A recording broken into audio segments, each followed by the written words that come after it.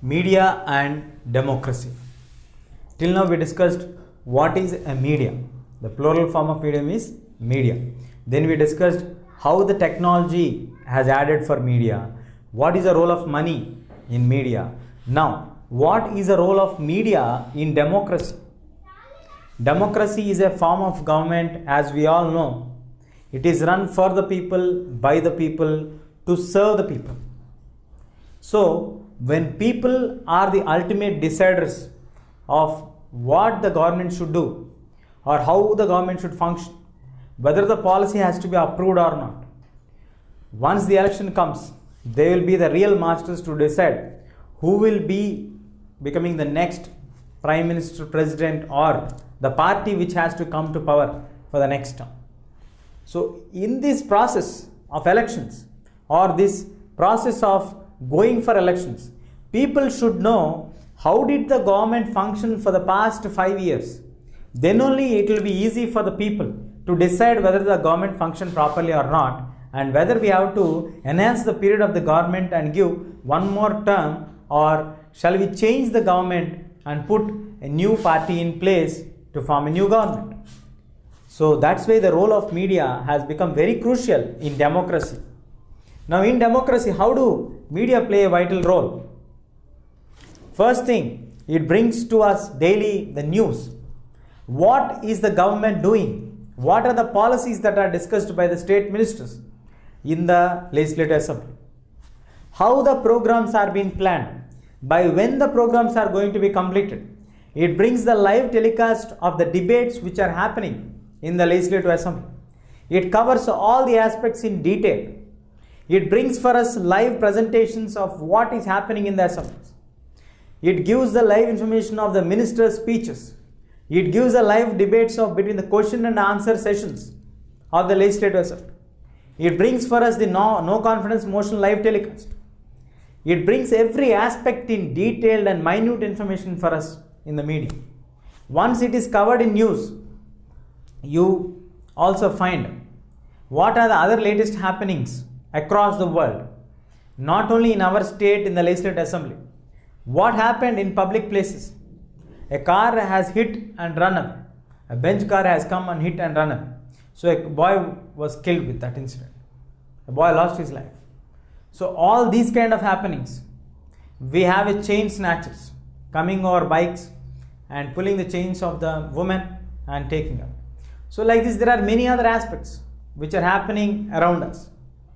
Important things of the government policies, important happenings, the IPL updates, the victorious teams, the losing teams, the analysis, all these things come under happenings. And the discussions, then they trigger the discussion programs, highlight the important points. If for example, there is a campaigning going on a certain issue, whether it is important or not, the discussion will start. It leads to debate. A panel member committee will be asked, who are experts in various fields, to come and give their valuable suggestions so that they can decide and discuss whether it is good or bad. It gives a public an idea of what are the positives that we are having of the policy that is going to be implemented by the government, and what are the negatives that are being there that will be affecting the people. And coming to the role of people or public in this media and how to control democracy. In democracy, we generally feel only by the time of elections only the people can control it. No, people can control this through various ways other than elections also. For example, you can write letters to the broadcasting ministry, information and the broadcasting ministry, about any illegal information or some information which is causing harm to the public through particular channels or through particular programs. That information can be written as a letter and brought to light to the information and broadcasting ministry, so that the ministry can take action against that particular channel for telecasting that particular program. At the same time, we can organize public protests of anything which we don't like. If something which is happening against the interest of the public, you can organize a public protest. Then we have the signature campaign. If any program which is going against the government, the interest of the people, the government is becoming authoritarian and want to enforce certain rules. So you collect the signature campaign of 1 lakh signatures or 1 crore signatures, and then government will understand the intensity of the or severity of the problem. How many people are going to get affected?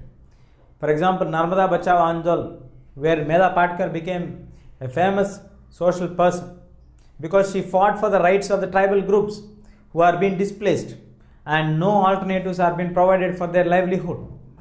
In the similar way, the media should always give a balanced report. It should not give a report on one-sided. For example, if governments decide that all the illegal factories are going to be closed because they are creating a lot of pollution which is harmful for the people, the next day, if the factory owners and the employees and the workers all come out on roads and block the roads and do hartals against the government's decision, every owner of the factory knew that the factory what they are running is illegal, which cannot be run further. But still, the government allowed them to run it for the past 3 years or 4 years. Now the government decided to shut it down. They bring in the point of view that they are blocking the public conveyance of the road and they want to highlight the issue. A balanced report has to be submitted by the media.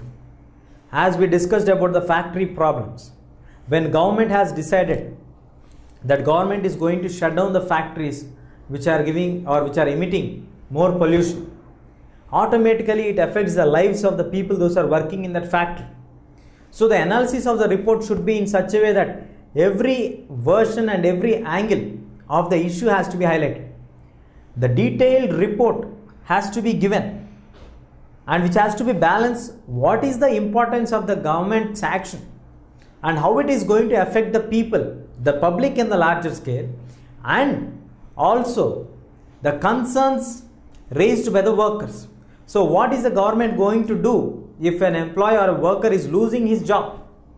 So all these aspects have to be covered here, and the independence of the media. Media should be given the equal chance to decide independently without any pressure. Media should report on any case without any bias. Media should be able to focus on what are the important aspects that are happening. Media should give the information covering both the sides' information. If someone does any crime, give the information irrespective of his profile. If someone does something right, appreciate him irrespective of his poor nature or low standard of living. So media should have that independence. And coming to censorship, media is always under a scanner by the government. If you look at the movies, most of the movies are censored and certified as universal or adult films by the censor board. So the censor board gives the directions or guidelines for the movies, at the same time for the TV channels, programs, or anything which is being telecasted to public. There are episodes in the Indian history where the media has been censored completely. A severe phase of censor has been experienced during the emergency period from 1975 to 1977, when Indira Gandhi imposed emergency. She kept complete restrictions and ban on the media which is reporting against Indira Gandhi's rule. So like this, the media should not be pressurized by any particular group. The media should not be biased. The media should give a balanced report. Sometimes the media can catch the attention of the people by giving taglines. Media always want to highlight a certain issue. Media understands the point which are very interesting to the people. Media wants the TRP rating so that it will enhance their business. So media would like to get more business by giving storylines, taglines for the news. A particular minister is not available for many days. Where is the minister? Would be a tagline for that or a storyline for that. So like this, they try to highlight so many things. They try to bring in so many aspects. Ultimately, they want to increase the TRP rating. They want to enhance their business. As we discussed in the prior part of the lesson, for media to run a channel, to run a newspaper, to run anything, we need a lot of investment. And when you keep the investment, we automatically think of getting things back or getting our money back. So once you get the money back, we need to focus on how do you get the returns for your money. So media will try to get the things by sending the advertisements or by publishing the advertisements in the news channels or in the newspapers. So the big corporate houses, the companies will start to pay money for the TV channels and for the newspapers for their publicity purpose, for their products enhancement of business. So all these things connects the media with the corporate houses. Sometimes big corporate houses own certain channels or very friendly with certain channels who want their business to be expanded, who want their products advertisement to be telecasted many more times. So for all these things we need money. When an issue comes against a big industrialist who is a multi-millionaire, who is a regular ad giver or contributor to the channel, can the channel report against that multi-millionaire? Can the channel report against the politician? Can the channel report against the minister? Can the channel report against the businessman?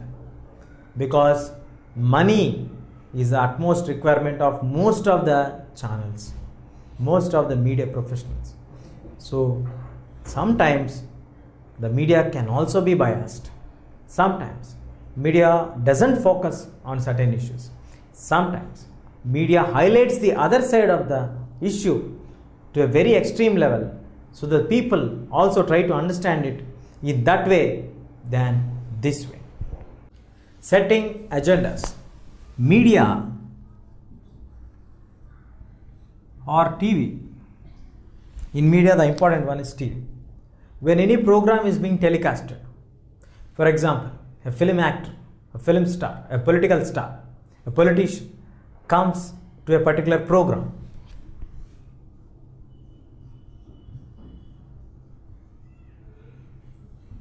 and the media covers the entire program in detail. The television will give live telecast of that, which will try to give most importance for these things. Or if a cricket match is there,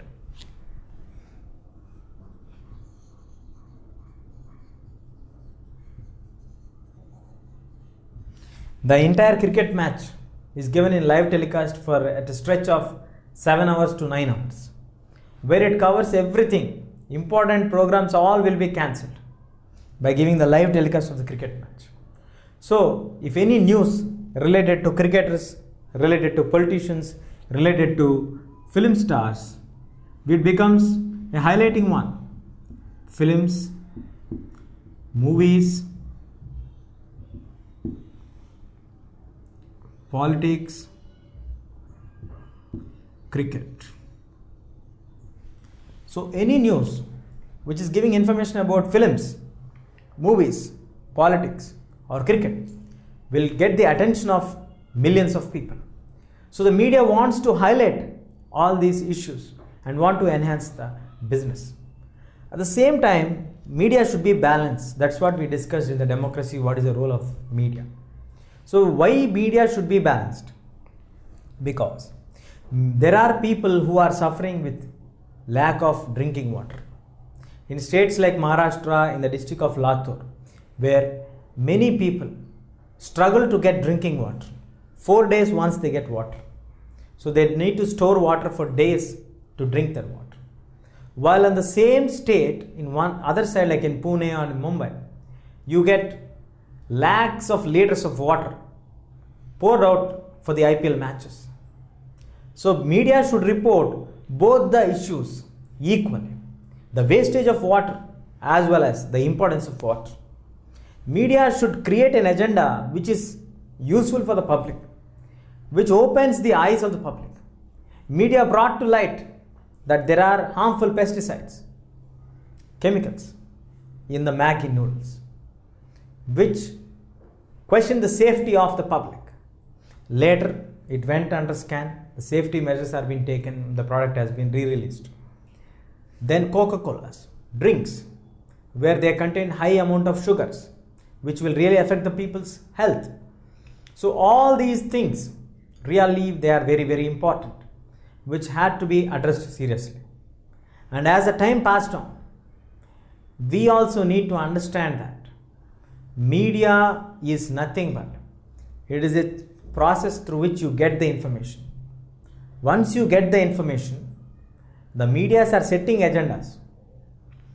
A fashion designer who conducts a fashion week, the journalist explains in detail how the fashion designer has got the idea of doing this particular design and which model has portrayed this one, how was the look of that, how far they are able to reach to the people, what was their main intention behind this one. Like this, he writes in details covering the headlines of the newspaper.